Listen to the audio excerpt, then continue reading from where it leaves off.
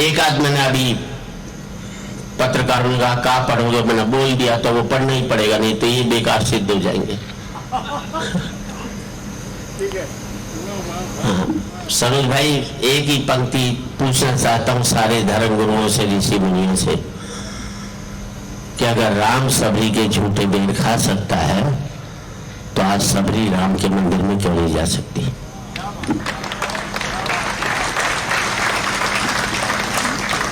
और तालियां तो अब चाहिए। मुझे लगता है जिस तरह से मोदी जी काम कर रहे हैं, जितने कांग्रेस के लोग आज भाजपा में शामिल हो रहे, पूरा देश एक दिन कांग्रेस मुक्त हो जाएगा। और तालियां भी चाहिए, और भाजपा कांग्रेस युक्त हो जाएगी।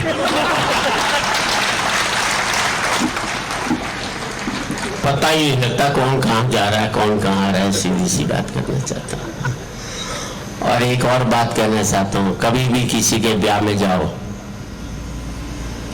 बेहतर आशीर्वाद दो वर वधू को।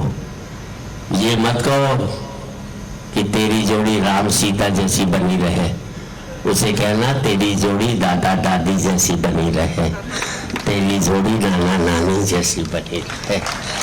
क्योंकि जिन संघर्षों को दादा दादी ने 50 साल में जिया है, आज का जोड़ा वो 1 साल बर्दाश्त करने को तैयार नहीं है। उन संघर्षों को जीना सीख जाए तो मैं समझता हूँ कि ज्यादा बेहतर है। अब तो खैर मोदी जी ने बहुत बड़ा काम किया देश में। एक तो हर एक पति जो अपनी पत्नी का ये मानता था कि ये तो सत्यवादी हरिश्चंद्र की चाची है या बहन है, वो पर्दा आंखों से हट गया। मैं 7 नवंबर को अपनी लुगाई से पूछा, कुछ रुपए चाहिए पड़े हैं क्या घर में? 7 नवंबर को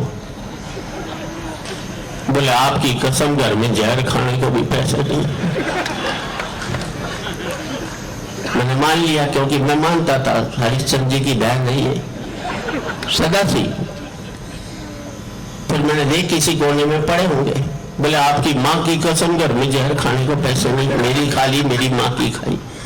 8 नवंबर को मोदी जी ने नोटबंदी लागू कर दी और सारे पति जानते हैं 9 नवंबर को उसके पास इतने रुपए निकले कि पूरा हिंदुस्तान जहर खा सकता था।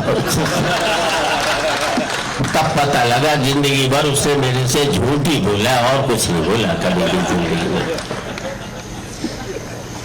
क्योंकि समय की सीमा है, ये हर एक कवि ने बोला तो मैं भी बोलता हूँ।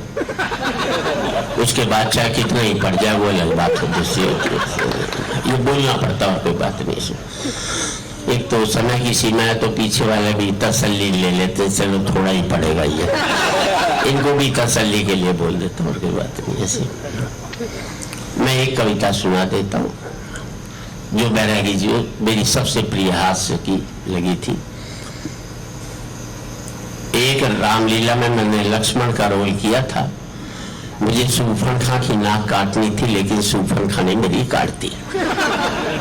कैसे काटी? लोग लुगाइयों, सज्जन भाइयों, थाने एक राज की बात बताऊं कि रामलीला में मैं लक्ष्मण को रोल किया था। उनको एक किस्सा सुनाऊं कि जय दिन सूर्पणखा की नाक कटनी थी, वो दिन में अकड़ो सो स्टेज पर बैठो या सोचे तो रे लक्ष्मण, आज तो तेरी जय जयकार मिलेगी, पर तभी स्टेज पर बेलन आयो। अहिया लागो जहिया कोई आने से पहले अपनो विजिटिंग कार्ड भी जावा है, और वो बेलन के पीछे पीछे मेरी घराड़ी आ जावे, और लोग या सोच के कि सूफड़ खा गई, ताली पीटी। मैं चुपके से अपनो माथो पीटो। पर्दा के पीछे से डायरेक्टर बोलो थारी घराड़ी तो बिल्कुल ही सूफड़ खा लग गए कि ही नाक काट दो। मैं बोलो रहा डायरेक्टर काटनी तो दूर में तो आज तक छुई भी को नहीं। वह बोलो थे लक्ष्मण बड़ा हो तो थाने काटनी पड़ेगी। मैं पास खड़ा रामचंद्र जी से बोलो रे भाई, आज तू मेरी इज्जत रख ले और सूफड़ खां की नाक काट दे, बाद में चाहे रावण मेरे से ही मरवा लिए,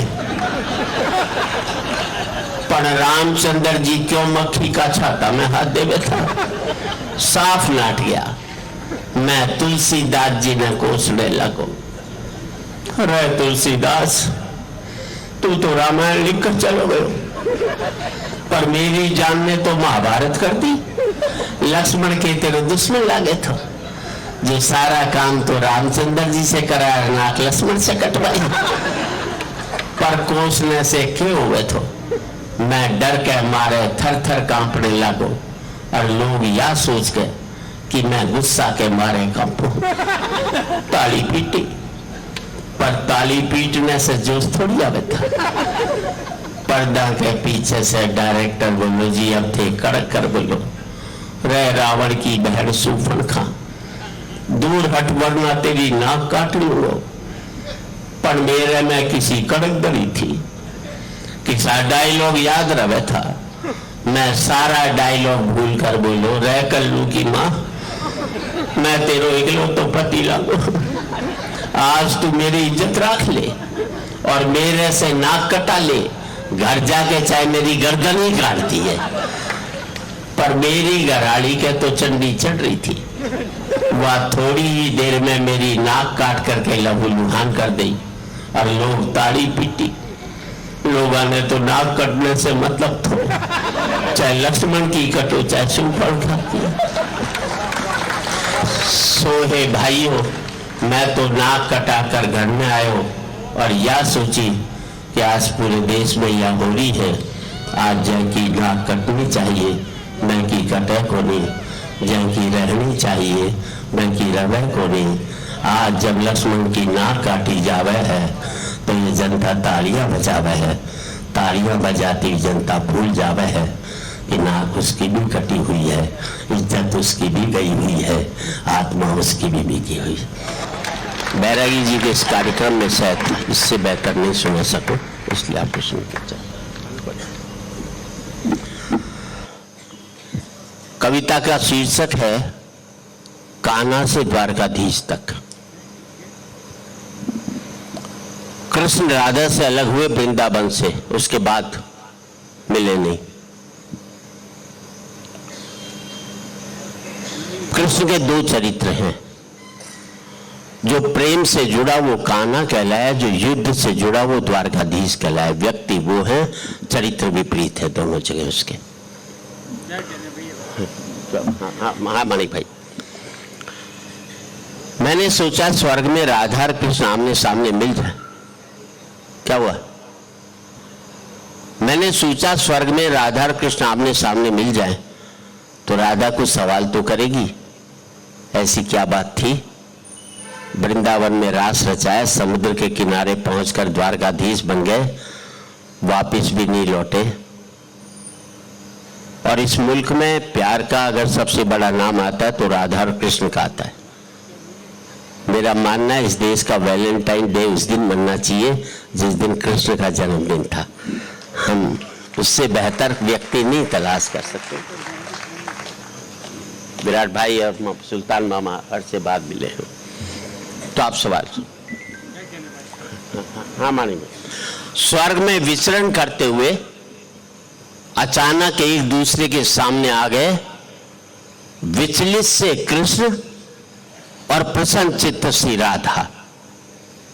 शब्द पर आपका गौर चाहूंगा। कृष्ण इसलिए विचलित थे कि प्रेम से अलग होकर गए थे, राधा इसलिए प्रसन्नचित्त थी कि प्रेम में डूबी हुई थी। विचलित से कृष्ण और प्रसन्नचित्त सी राधा। राधा मुस्काई, कृष्ण सक पकाए। इससे पहले कि कुछ कह पाते बोल उठी राधा, कैसे हो द्वारकाधीश? अब आपका आशीर्वाद चाहिए। आप अपने बेटे को पप्पू के नाम से बुलाते हो, किसी दिन उसके नाम से बुलाओगे तो बेटे को लगेगा पापा नाराज हैं क्या, मेरे प्यार वाले नाम से मुझको आज नहीं बुला रहे हैं। कैसे हो द्वारकाधीश? जो राधा उन्हें कान्हा कान्हा कह करके बुलाती थी, उसके मुख से द्वारकाधीश का संबोधन कृष्ण को अंदर तक घायल कर गया। फिर भी अपने आप को संभाल लिया। बोले राधा से, मैं तो तुम्हारे लिए आज भी काना हूं, तुम तो द्वारकाधीश मत कहो, आओ बैठते हैं, कुछ मैं अपनी कहता हूं, कुछ तुम अपनी कहो। सच कहो राधा, जब भी तुम्हारी याद आती थी इन आंखों से आंसुओं की बूंदें निकल आती थी। और पूरे एक व्यक्ति सबका आशीर्वाद चाहूंगा। सच कहूं राधा, जब भी तुम्हारी याद आती थी इन आंखों से आंसुओं की बूंदें निकल आती थी। बोली राधा, मेरे साथ ऐसा कुछ नहीं हुआ, ना तुम्हारी याद आई ना कोई आंसू बहा, क्योंकि हम तुम्हें भूले ही कहां थे जो तुम याद आते। और तालियां तो अब चाहिए, क्योंकि हम तुम्हें भूले ही कहां थे जो तुम याद आते, और इन आंखों में सदा तुम रहते थे, कहीं आंसुओं के साथ निकल न जाओ इसलिए रोते भी नहीं थे। और इन आंखों में सदा तुम रहते थे, कहीं आंसुओं के साथ निकल न जाओ इसलिए रोते भी नहीं थे। कृष्ण कुछ कड़वे सत्य सुन पाओ तो सुनाओ, कान्हा से द्वारकाधीश बनने पर या प्रेम से अलग होने पर तुमने क्या खोया, उसका एक आईना दिखाओ। अब आपकी सदन की तालियां चाहूंगा साहब। तुमने क्या खोया उसका एक आईना दिखाऊं। कृष्ण कभी सोचा इस तरक्की में तुम कितने पिछड़ गए। यमुना के मीठे पानी से जिंदगी शुरू की और समुद्र के खारे पानी तक पहुंच गए। यमुना के मीठे पानी से जिंदगी शुरू की और समुद्र के खारे पानी तक पहुंच गए। एक उंगली पर चलने वाले सुदर्शन चक्र पर भरोसा कर लिया और 10 उंगलियों पर चलने वाली बांसुरी को भूल गए। और 10 उंगलियों पर चलने वाली बांसुरी को भूल गए। जब तुम प्रेम से जुड़े थे कृष्ण, तो जो उंगली गोवर्धन पर्वत उठाकर लोगों को विनाश से बचाती थी, प्रेम से अलग होने पर वही उंगली क्या क्या रंग दिखाने लगी। सुदर्शन चक्र उठा करके विनाश के काम आने लगी। अंग वही होता है, जब प्रेम से जुड़ता है तो विकास करता है, जब प्रेम से अलग होता है तो विनाश करता है। वही उंगली क्या क्या रंग दिखाने लगी। सुदर्शन चक्र उठा करके विनाश के काम आने लगी। पूरे सदन का आशीर्वाद चाहूंगा। कृष्ण, कान्हा और द्वारकाधीश में क्या फर्क होता है बताऊं। कान्हा होते तो तुम सुदामा के घर जाते, सुदामा तुम्हारे घर कभी भी नहीं आता। और जिन बातों के लिए पूरी कविता लिखी, इतने भागवत वाचक आए, हजारों साल से किसी ने इस बात का उल्लेख नहीं किया। मैंने उल्लेख भी किया और उसकी वजह भी बताई है। पूरे सदन का आशीर्वाद चाहूंगा। एक नई बात कहना चाहता हूं। कृष्ण, तुम तो सभी कलाओं के स्वामी हो, गीता जैसे ग्रंथ के दाता हो, नीति निर्माता हो, धर्म शास्त्र के जानकार हो, पर महाभारत युद्ध में क्या निर्णय लिया। अपनी पूरी सेना कौरवों को सौंप दी और अपने आप को पांडवों के साथ कर लिया। अब आपका आशीर्वाद चाहिए। अपनी पूरी सेना कौरवों को सौंप दी और अपने आप को पांडवों के साथ कर लिया। सेना तो आपकी प्रजा थी, राजा उसका पालक होता है, उसका रक्षक होता है। आप जैसा महाज्ञानी उस रथ को चला रहा था जिस पर बैठा हुआ अर्जुन आपकी प्रजा को ही मार रहा था। आप जैसा महाज्ञानी उस रथ को चला रहा था जिस पर बैठा हुआ अर्जुन आपकी प्रजा को ही मार रहा था। अपनी प्रजा को मरते देख आप में करुणा नहीं जगी, क्योंकि आप प्रेम से शून्य हो गए थे। प्रेम से जुड़े होते तो कौरवों पांडवों में युद्ध नहीं बल्कि समझौते होते। दो बड़ी पंक्ति बनी, अच्छी लगे तो पूरे सदन की तालियां चाहूंगा। कृष्ण, युद्ध में प्रेम में यही फर्क होता है। युद्ध में आप मिटा करके जीतते हैं, प्रेम में आप मिट करके जीतते हैं। युद्ध में प्रेम में यही फर्क होता है। युद्ध में आप मिटा करके जीतते हैं, प्रेम में आप मिट करके जीतते हैं। प्रेम में डूबा हुआ आदमी दुखी तो रह सकता है पर किसी को दुख नहीं देता। और आपका आशीर्वाद चाहिए। कृष्ण, आज भी धरती पर जाकर देखो, अपनी द्वारकाधीश वाली छवि को ढूंढते रह जाओगे। हर घर में, हर मंदिर में मेरे साथ ही खड़े नजर आओगे। हर घर में, हर मंदिर में मेरे साथ ही खड़े नजर आओगे। और आखिरी पंक्ति, हर घर में, हर मंदिर में मेरे साथ ही। आज भी लोग गीता को अपनाते हैं, उसका नित्य नियम से पाठ करते हैं, पर धरती के लोग युद्ध वाले द्वारकाधीश पर नहीं, प्रेम वाले कान्हा पर भरोसा रखते हैं। प्रेम वाले कान्हा पर भरोसा रखते हैं। और जिस गीता में दूर दूर तक मेरा जिक्र भी नहीं, नाम भी नहीं, आज भी लोग उसके समापन पर राधे ही राधे करते हैं। आज भी लोग उसके समापन पर। और 4 पंक्तियां देना चाहता हूं। जिंदगी में किसी गरीब का मजाक मत उड़ाना, ईश्वर ने जिसको दिया सब महत्वपूर्ण है। अमेरिका जाइए, सारे भारतीय दुखी मिलते हैं, सबके पास पैसा है। कोई आकर ये नहीं कहता सेठ बड़ा भूखा हूं, मुझे रोटी खिला दे। और याद रख लेना, अमीरी की अकड़ तभी तक रहती है जब तक गरीबी उसे निहारती रहती है। निहारना बंद कर देगी तो अकड़ भी खत्म हो जाएगी। नदी ने अकड़ते हुए कुएं से कहा, तेरी क्या औकात है, तुझे पता है? कहाँ नदी और कहाँ कुआं? लेकिन कुएं का जवाब सुनना साहब। नदी ने अकड़ते हुए कुएं से कहा, तेरी क्या औकात है, तुझे पता है? कुआं हाथ जोड़कर बोला, बहन जी भटकाव और ठहराव में कुछ तो फर्क होता ही है। भटकाव और ठहराव में कुछ तो फर्क होता ही है। फर्क इतना ही है कि तुम प्यासे के पास जाती और प्यासा मेरे पास आता है। तुम ऊपर से नीचे की ओर जाती हो, इसलिए मीठे से खारी हो जाती हो। मैं नीचे से ऊपर की ओर आता हूँ, इसलिए मीठा का मीठा ही रहता हूँ। अपने लेवल से ऊपर उठोगे तो मीठे हो जाओगे, अपने लेवल से नीचे गिरोगे तो खारे होते हुए चले जाओगे। मध्य प्रदेश के हिंदी विभाग में रखा आपका बधाई देना चाहता हूँ। भाषा के प्रति सिर्फ यही कहता हूँ, IIT के बच्चे पूछते क्यों पढ़े हिंदी पीठ तो अंग्रेजी भरती है। वाजिब सवाल है उनका, लेकिन अगर मैंने एक लाइन में जवाब दे दिया हो तो आपका आशीर्वाद चाहूंगा। मैंने उनसे कहा, मैं मानता हूं बेटो अंग्रेजी तुम्हें कार देती है, पर हमारी भारतीय भाषाएं तुम्हें संस्कार देती हैं। अगर बेटा राम को नहीं जान पाएगा तो एक दिन अपने बाप को भी नहीं जान पाएगा।